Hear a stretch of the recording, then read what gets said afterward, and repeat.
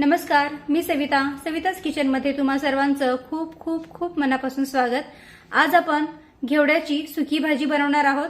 बनवायला ही भाजी एकदम साधी, सोपी आणि झटपट बनवून तयार होणारी आहे। चवीला पण ही भाजी एकदम मस्त लागते, त्यामुळे मुलांना टिफिन मध्ये सुद्धा तुम्ही ही भाजी बनवून देऊ शकता। तर इथे मी पाव किलो घेवडा निवडून घेतलेला आहे। आता घेवडा निवडत असताना घेवड्याच्या दोन्हीकडच्या शिरा काढून टाका, म्हणजे मग भाजी खाताना ती कचकच लागणार नाही। आणि घेवडा चाकूने कापण्यापेक्षा हातानेच त्याला अशा पद्धतीने मोडून घ्या, म्हणजे मग भाजी चवीला एकदम मस्त लागते। चला तर आता भाजी बनवायला सुरुवात करूया। तर पहा, इकडे मी गॅसवर पाणी उकळी येण्यासाठी ठेवलेलं आहे। आता यामध्ये हा घेवडा टाकूया। याला पाण्यामध्ये मिक्स करून घेऊया। थोडंसं मीठ टाकूया, मिक्स करून घेऊया।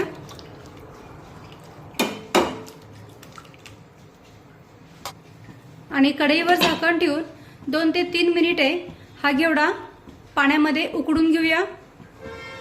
आणि आता 2 ते 3 मिनिटे झालेले आहेत, गॅस बंद करूया।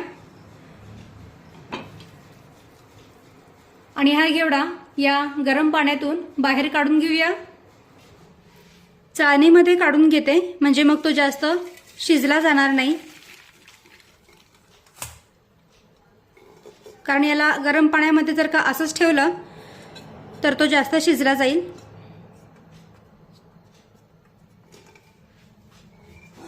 आता इकडे गॅसवर मी कढई गरम करायला ठेवलेली आहे।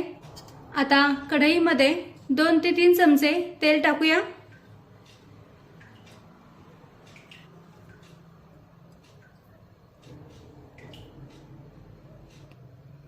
आता तेल हलकंसं गरम झालं की त्यामध्ये अर्धा चमचा मोहरी टाकूया। मोहरी छान तडतडली पाहिजे। मोहरी टाकल्यानंतर गॅसची फ्लेम अगदी मंदच ठेवा, म्हणजे मग ती अंगावर उडणार नाही। तर पहा, इथे आपली मोहरी छानपैकी तडतडलेली आहे। आता अर्धा चमचा जिरे टाकूया। जिरे पण छानपैकी फुटू द्यायचे। आता एक बारीक चिरलेला कांदा टाकूया। सोबतच कढीपत्त्याची पाने टाकूया। कांद्याला उलटण्याने सतत परतत राहायचं, म्हणजे मग तो सगळीकडून व्यवस्थित भाजला जातो। आणि कांदा परतत असताना गॅसची फ्लेम थोडीशी वाढवली तरीही चालेल। तर इथे मी गॅसची फ्लेम मध्यम ठेवलेली आहे।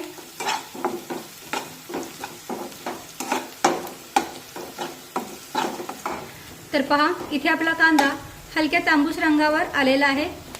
आता यामध्ये 8 ते 10 लसूण पाकळ्या ठेचून घेतलेल्या आहेत, त्या यामध्ये टाकूया। आता हा लसूण सुद्धा हलकासा तांबूस होईपर्यंत परतून घेऊया। लसूण असा ठेचूनच टाका, म्हणजे मग भाजीमध्ये त्याची चव खूप छान येते। तर पहा, लसूण सुद्धा हलक्या तांबूस रंगावर आलेला आहे। आता यामध्ये आपण काही मसाले टाकूया। चिमूटभर हिंग टाकूया। अर्धा चमचा हळद, अर्धा चमचा लाल मिरची पावडर, अर्धा चमचा गरम मसाला पावडर, त्यानंतर 1 चमचा भरून आपला वर्षभरातल्या साठवणीतला मसाला टाकूया। हे मसाले तुम्ही तुमच्या आवडीनुसार कमी जास्त करू शकता। आता हे सर्व मसाले तेलामध्ये व्यवस्थित मिक्स करून घेऊया। 1 मिनिट मंद आचेवर छानपैकी हे मसाले परतून घेऊया, कारण मसाले व्यवस्थित तेलामध्ये परतून घेतले ना की मग त्यांचा कच्चा वास भाजीला लागत नाही। आता 1 मिनिट हे सर्व मसाले मी तेलामध्ये छानपैकी परतून घेतलेले आहेत। आता यामध्ये हा उकडून घेतलेला घेवडा टाकूया। मिक्स करून घेऊया।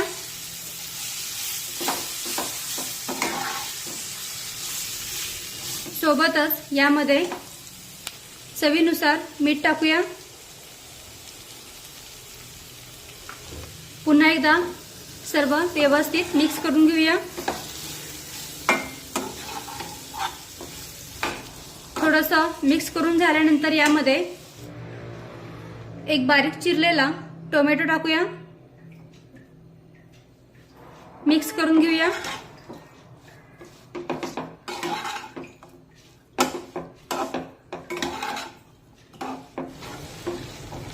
आता टोमॅटो सुद्धा या भाजीमध्ये मिक्स करून झाल्यानंतर कढईवर एक ताट ठेवूया आणि या ताटामध्ये थोडंसं पाणी टाकूया, म्हणजे मग ताटातलं पाणी पण गरम होईल आणि घेवडा खालून करपला पण जाणार नाही। गॅसची फ्लेम मात्र मंदच ठेवा आणि आता 2 ते 3 मिनिटे झालेली आहेत। या कढईतलं पाणी या घेवड्यावर टाकूया। अगदी थोडंसं पाणी टाकायचं, जास्त नाही, कारण सुरुवातीलाच आपण घेवडा उकडून घेतलेला आहे, थोडाफार शिजवून घेतलेला आहे। आता 2 ते 3 मिनिटे हा घेवडा परतून घेऊया।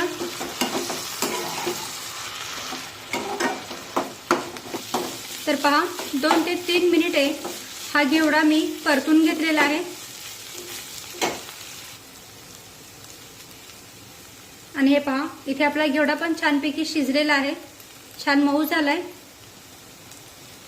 आता यामध्ये 2 ते 3 चमचे भाजलेल्या शेंगदाण्याचा कूट टाकूया,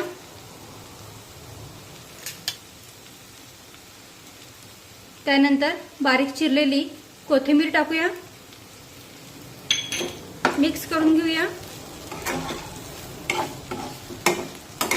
आणि 2 मिनिटे पुन्हा एकदा ही भाजी परतून घेऊया, म्हणजे मग कोथिंबीर पण यामध्ये व्यवस्थित शिजली जाईल।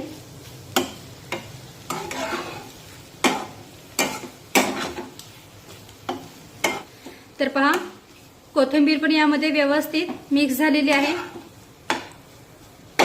आणि इथे आपली घेवड्याची भाजी पण बनून तयार आहे। पहा किती मस्तपैकी भाजी बनून तयार झाली। तर आता गॅस बंद करूया आणि ही भाजी काढून घेऊया।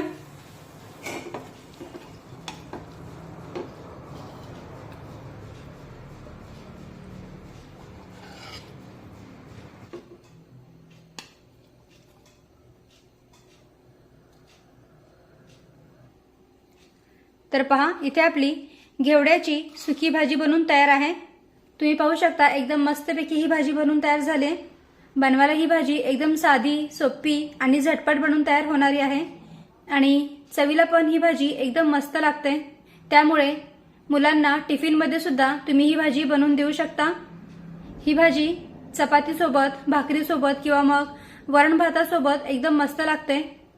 तर तुम्ही सुद्धा अशा पद्धतीने घेवड्याची सुकी भाजी नक्की करून पहा आणि व्हिडिओ आवडला असेल तर व्हिडिओला प्लीज लाईक करा, शेअर करा आणि सबस्क्राईब करायला विसरू नका। थँक्यू।